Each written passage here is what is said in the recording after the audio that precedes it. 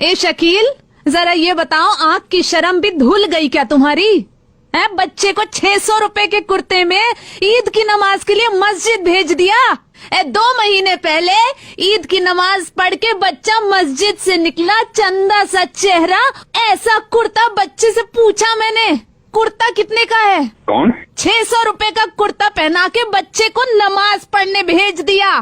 कौन बोल रहा है? 600 रुपए का कुर्ता पहना के ईद की नमाज तुमने पढ़वा दी। आप कौन है पहले ये तो बताइए आप। 600 रुपए का कुर्ता पहना के कर रहा हूँ। ये क्या ईद गए हो गए 2 महीने? मैंने अपने बेटे को 600 का बनाया, किसी का बनाया? आप कौन है? आप क्या? अरे छोड़ो तुम्हें, अरे तुम्हें इज्जत की इतनी, अरे खानदान की तो इज्जत की परवाह किया करो। ईद की नमाज के लिए बच्चे को 600 रुपए का कुर्ता क्यों पहनाया तुमने? एक कम से कम 25,000 का तो पहनवाते। अरे देखिए 25,000 का कुर्ता नहीं होगा तो क्या नमाज नहीं होगी? यही बात मैं समझाना चाह रहा हूँ आपको शकील साहब कि अगर 1.5 लाख रुपए का बकरा नहीं करेंगे तो क्या कुर्बानी नहीं होगी?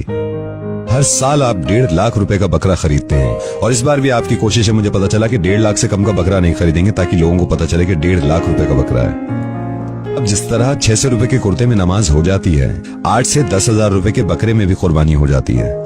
मैं असल में कोई नहीं होता आपकी जिंदगी में दखल देने वाला, लेकिन ये मेरा फर्ज बन जाता है कि मैं अगर कहीं ना कहीं मुझे अगर लगता है कि मैं समझा सकता हूँ और किसी तरीके से, तो ये मैंने चाहा कि मैं आपको फोन करूँ।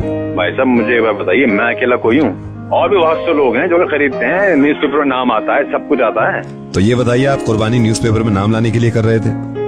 और मैं ये शुरुआत आपसे करना चाह रहा हूँ और इंशाल्लाह ये उम्मीद है कि आने वाले वक्त में सबके समझ में ये बात आएगी। पता नहीं लोग दिखावा करने के लिए क्यों ऐसा करते हैं कि 1.5 2 लाख रुपए के बकरे। आप जरा खुद सोचिए इस बात को कि 1.5 लाख के बकरे में भी कितना गोश्त होगा। अगर 1.5 लाख रुपए का बकरा ना लेके आप 10-12 हजार रुपए का बकरा ले लें तो आप इतने पैसे बचा सकते हैं।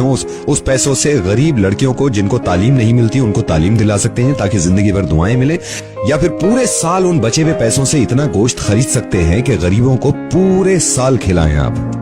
बुरा मत मानिएगा, कई लोगों को बड़ा शौक है दिखाने का कि हम बहुत ज्यादा महंगा बकरा लाए हैं।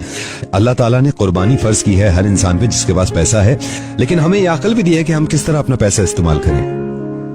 और मैं सभी से गुजारिश करूंगा, अगर आप भी सुन रहे हैं इस बात को, तो बहुत सारे लोग हैं जो जानबूझकर बकरे के पैसे बढ़ा के बताते हैं, 4 गुना बढ़ा के बताते हैं। प्लीज जितने का खरीदा हो इतने का बताया करें, क्योंकि हो सकता है कि किसी का कुर्बानी करने का इरादा हो और आपके रेट सुन के वो शायद हिम्मत ना करें कि नहीं इतनी महंगी कुर्बानी तो हम नहीं करेंगे। इस्लाम आसान है, इसको जितना हो सकता है आसान ही रहने दीजिए। इस बात की कितनी ज्यादा खुशी है कि हम सब लोग इंशाल्लाह कुर्बानी करेंगे और अल्लाह ताला हमारी कुर्बानियों को कबूल करे। उन 1.5 लाख रुपयों का कितना इस्तेमाल कर सकते हैं आप अपने रिश्तेदारों में, अपने अजीजों में। कोई इंसान परेशान है, उसको पैसा देके, तो ये ज्यादा बेहतर है। ये सोच के कुर्बानी मत करिएगा, कुर्बानी सिर्फ और सिर्फ अल्लाह ताला के लिए है।